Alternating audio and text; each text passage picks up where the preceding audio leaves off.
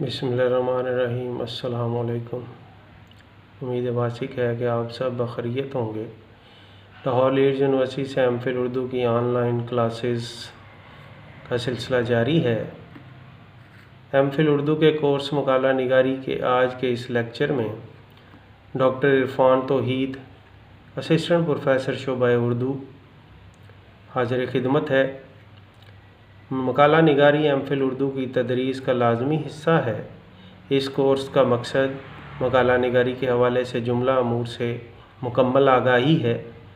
MPhil scholars के अंदर मकाला निगारी का ज़ौक़, शऊर और मकाला तहरीर करने के मुख्तलिफ मराहिल से वाकफ़ियत पैदा करना है।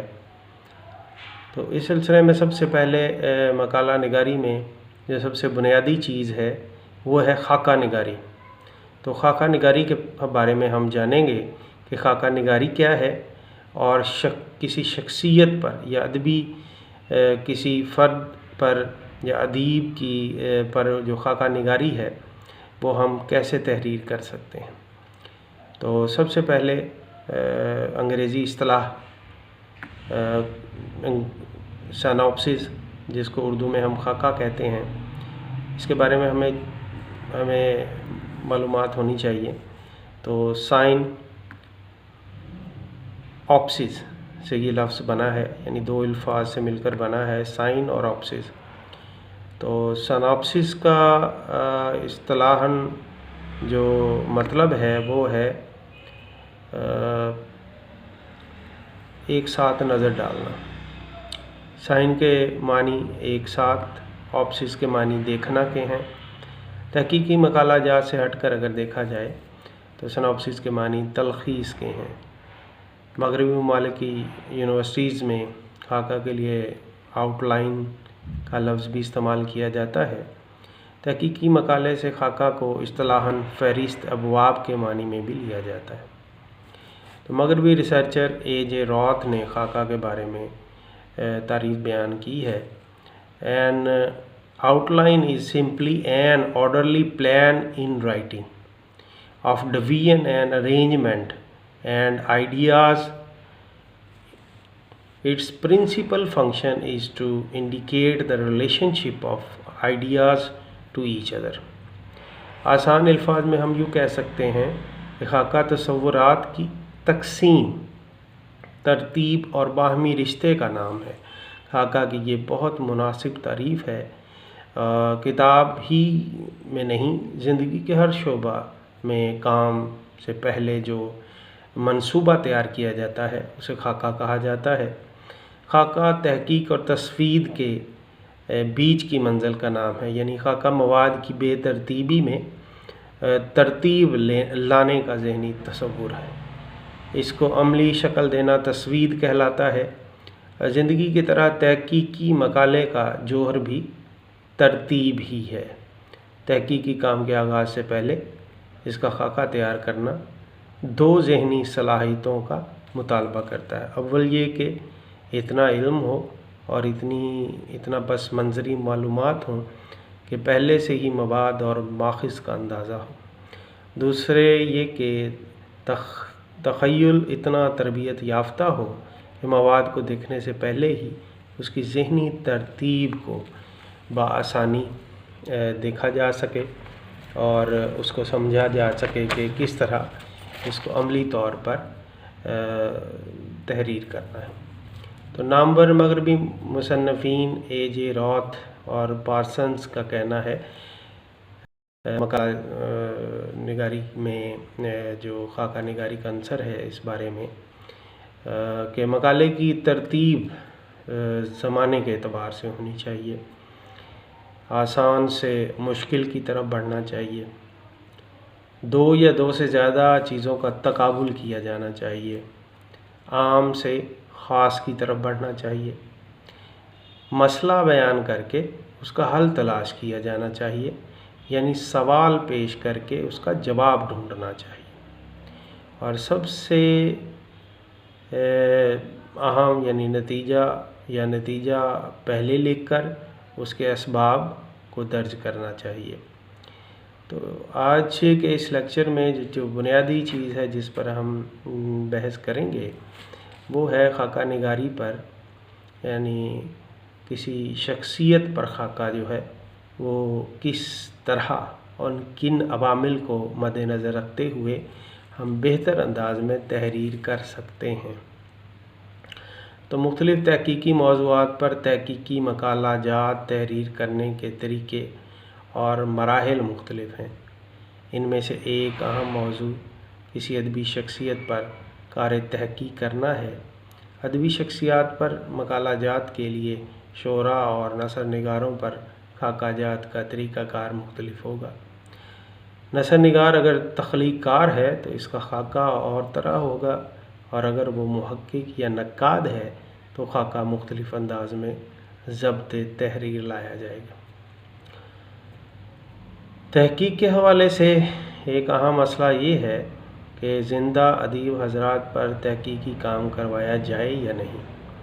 اس حوالے سے معروف نقاد رشید حسن خان اس کے مخالف ہیں، لیکن مغربی ریسرچر رینے ویلک کا کہنا ہے کہ اگر ماضی کے 10ویں درجے تک کے ادیب حضرات پر تحقیقی کام کروایا جا رہا ہے اور کروایا جاتا ہے تو حال کے پہلے یا دوسرے درجے کے ادیب حضرات پر بھی تحقیقی مقالہ جات وقت کی اولین ضرورت ہے۔ اس پر بجا طور پر ایک اعتراض یہ کیا جا سکتا ہے کہ اس ادیب کا تخلیقی کام مکمل ہوا ہے یا نہیں، اور یہ اعتراض بھی فعال مصنفین کی حد تک کیا جا سکتا ہے۔ دوسرا، زندہ ادیب حضرات پر تحقیق کا فائدہ یہ ہے کہ محقق بآسانی ان سے ملاقات، مشاورت یا مراسلت کر سکتا ہے۔ خاکہ کے لیے زندہ ادبی شخصیت کا انتخاب کرتے ہوئے چند بنیادی پہلوؤں کا خیال رکھنا اشد ضروری ہے۔ تحقیقی کام ایسی ادبی شخصیت پر ہونا چاہیے جس سے اب مزید تخلیقات کی امید نہ ہو، یعنی کہ وہ بزرگ ہو چکے ہوں اور ان کی جو عمر ہے وہ اس مقام پر ہو کہ مزید تخلیقات کی صلاحیت نہ رکھتے ہوں۔ اس کے علاوہ محقق کو تحقیقی مقالہ تحریر کرنے کی مکمل آزادی اور جرأت ہو، اور اس شخصیت پر محقق کو کوئی غیر علمی غرض نہ ہو۔ انتخاب کردہ ادبی شخصیت پر فی الوقت کوئی مفصل کام نہ ہوا ہو، حالانکہ وہ اس کا مستحق ہو۔ محقق کو اپنی میزان ترجیح میں ان ادیبوں کو ترجیح دینی چاہیے جن پر ابھی کام نہیں ہوا یا خاطر خواہ تحقیقی کام نہیں ہو سکا۔ اس سلسلے میں ایک غور طلب بات یہ بھی ہے کہ اسکالرز کو انہی ادیب حضرات پر تحقیقی کام کروایا جانا چاہیے جن کی تصانیف کے خاص میدان سے انہیں دلچسپی ہو اور جس کے بارے میں آپ کے پاس پس منظری معلومات موجود ہوں۔ ادبی شخصیت پر تحقیقی مقالے میں پہلے باب کے حوالے سے سوال یہ پیدا ہوتا ہے کہ اس میں سیاسی اور سماجی پس منظر دیا جانا چاہیے یا نہیں، جبکہ معاصر سیاست نے متعلقہ ادیب کی تخلیقات کو نمایاں طور سے متاثر بھی کیا ہو۔ پھر یہ خیال رکھا جانا چاہیے کہ تحقیقی مقالے میں وہی معلومات فراہم کی جانی چاہیے جن سے قاری واقف نہیں، جو پہلی بار پیش کی جا رہی ہوں۔ ماضی کے ان حالات و واقعات کا تذکرہ نہیں کرنا چاہیے جن کے متعلق قاری پہلے سے تفصیلی انداز میں جانتا ہو، بلکہ ایسے عوامل کی طرف سرسری اشارہ کر دینا ہی کافی ہوتا ہے۔ ابتدائی ابواب میں تاریخی سیاسی پس منظر دینے سے بہتر ہے کہ جب تخلیقات کا جائزہ لیا جائے وہیں انہیں براہ راست متاثر کرنے کے عوامل کا بیان کر دیا جائے۔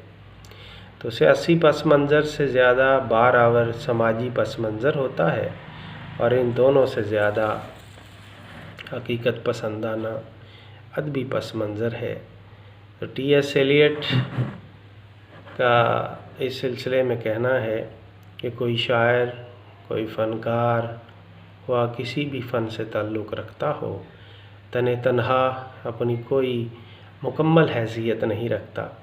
اس کی اہمیت اور اس کی بڑائی اسی میں مضمر ہے کہ پچھلے شعراء اور فنکاروں سے اس کا رشتہ کیا ہے۔ الگ رکھ کر اس کی اہمیت متعین نہیں کی جا سکتی، اسے پچھلے شعراء اور فنکاروں کے درمیان رکھ کر تقابل و تفاوت کرنا ہی مناسب ہوگا۔ کسی ادبی شخصیت پر مقالہ لکھتے ہوئے چند پہلوؤں پر ہمیں بطور خاص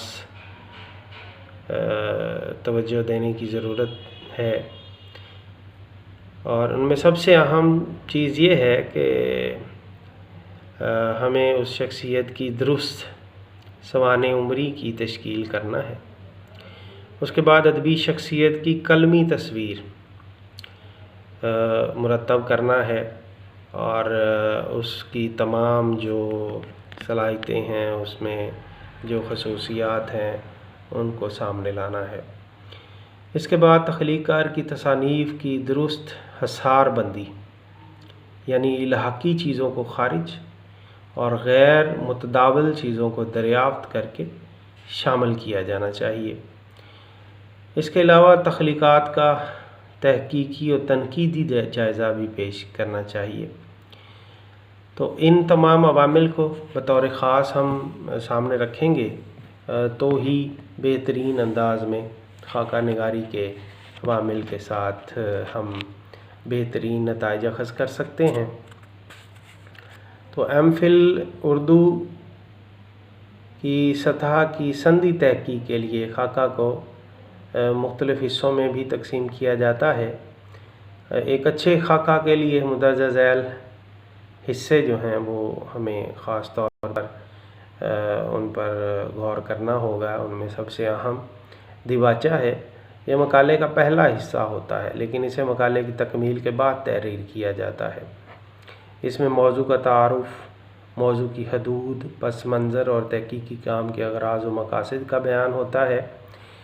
تحقیقی عمل کے پایہ تکمیل تک پہنچ جانے پر بھی کئی نئے گوشے، نئی چیزیں، موضوع سے متعلق کچھ نئے پہلو سامنے آتے ہیں، لہذا ان سب کا تذکرہ دیباچے میں کر دیا جانا چاہیے۔ دیباچے کی جگہ تعارف، پیش لفظ، سخنہائے گفتنی، چند گزارشات، احوال بھی لکھا جا سکتا ہے، مگر اس کے بنیادی اجزاء وہی رہتے ہیں۔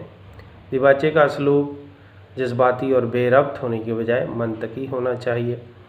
تحقیق کار اپنے تحقیقی کام کے طریقہ کار اور ابواب کا تعارف بھی دیباچے میں کرتا ہے۔ دیباچے کے آخر میں اظہار تشکر کے طور پر ان تمام احباب کا شکریہ بھی ادا کیا جاتا ہے جنہوں نے تحقیق کار کی مقالہ تحریر کرنے میں مدد کی ہے۔ اس کے بعد پس منظر ہے۔ عام طور پر پس منظری معلومات کا بیان مقالے میں اس کے حجم کو بڑھانے کے لیے کیا جاتا ہے۔ جدید طریقہ تحقیق میں مقالے کی کیفیت کمیت کے مقابلے میں زیادہ اہمیت کی حامل ہے، لہذا اگر پس منظری ضروری معلومات کے بغیر موضوع مبہم ہو تو ایسی معلومات ضرور دی جانی چاہیے، ورنہ محض روایت کا ذکر کرنے کے لیے صفحات سیاہ کرنا مناسب نہیں ہے۔ اس کے بعد ابواب بندی ہے۔ ابواب بندی خاکہ نگاری میں ایک بنیادی ستون کی شکل اختیار کر چکا ہے، کیونکہ اس ہمارے جو مقالہ ہے اس کی بنیاد ہی ابواب بندی پر ہے، تو ابواب بندی بہترین انداز میں ہونی چاہیے اور اس میں تمام عوامل کا ذکر ہونا چاہیے جن کو ہم ایک خاص ترتیب سے تحریر کریں گے۔ تو ابواب بندی کے لیے اعلیٰ درجے کے تحقیقی مقالوں اور معیاری تحقیقی کتب سے ہم مدد لیں گے، اور محقق، تجربہ کار اساتذہ یا اپنے مقررہ نگران سے بھی اس سلسلے میں مدد لے سکتا ہے۔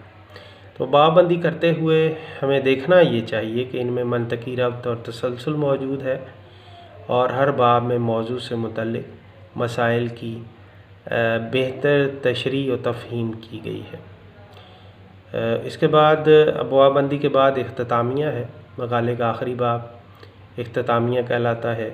تحقیق کار اپنے تحقیق کے مقاصد کو پیش نظر رکھتے ہوئے تمام تر فائنڈنگز کو جمع کرتا ہے اور اس حصے میں وضع کردہ مفروضوں کی تائید یا تردید کی جاتی ہے۔ اس کے بعد کتابیات ہے۔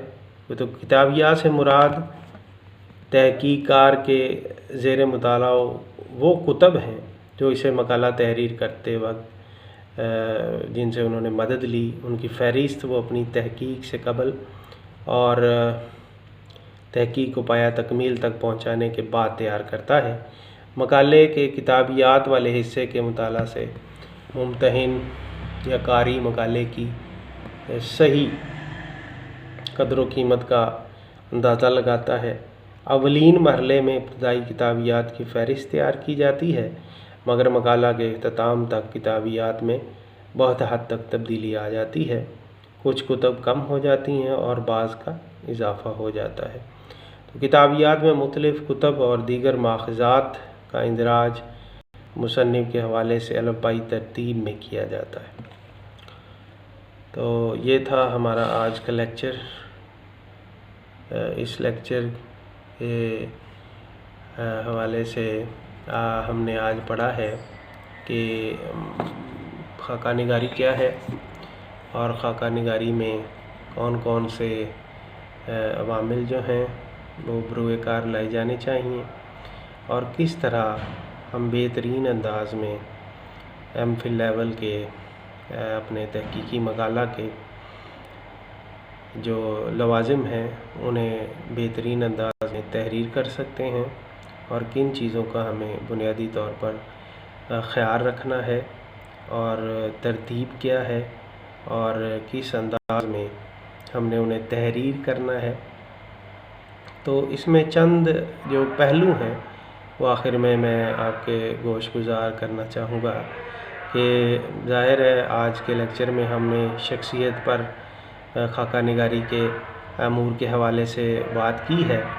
تو اس میں سب سے عام بات یہ ہے کہ جو شخصیت جس پر ہم خاکہ تحریر کر رہے ہیں اس کے جو قوائف ہیں وہ درست انداز میں تحریر کیے جانے چاہیے اور ہمیں خاکہ سے ہی اس ادبی شخصیت کی ایک تصویر جو ہے وہ واضح نظر آنا شروع ہو جانی چاہیے۔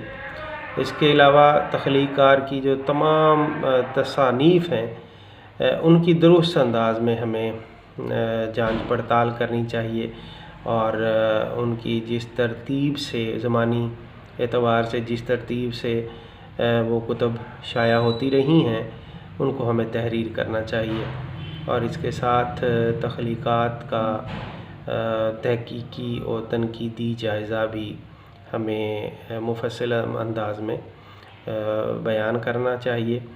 اور ظاہر ہے یہ خاکہ جو ہے یہ مقالہ کی ایک بنیادی ایک ستون ہے اور اس جتنا معیاری اور بہتر اور اچھا ہمارا خاکہ ہوگا اسی کے مصداق ہمارا مقالہ بھی بہتر ہو سکتا ہے، جاذب نظر ہو سکتا ہے اور ہمارے لیے عزت اور وقار کا باعث بن سکتا ہے۔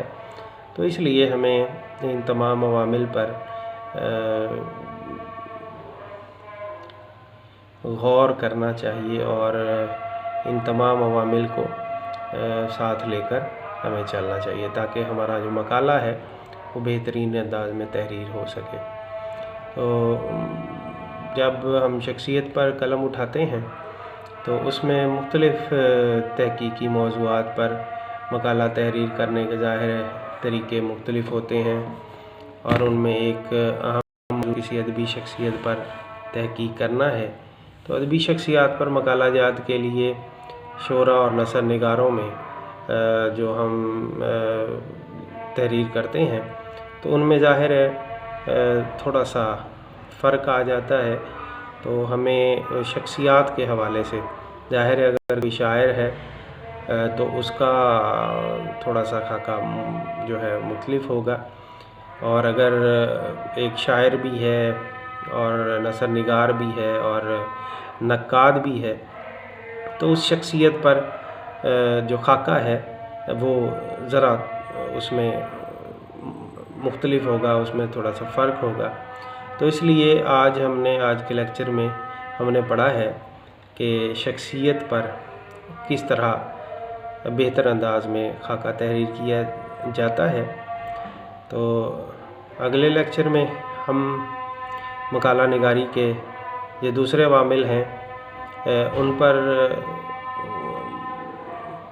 بحث کریں گے اور پڑھیں گے کہ دوسرے عوامل میں خاکہ نگاری کے حوالے سے ہمیں کن چیزوں کو بطور خاص اہمیت دینی چاہیے اور کس طرح ہم نے بہترین انداز میں اپنا خاکہ تحریر کرنا ہے۔ والسلام، خدا حافظ۔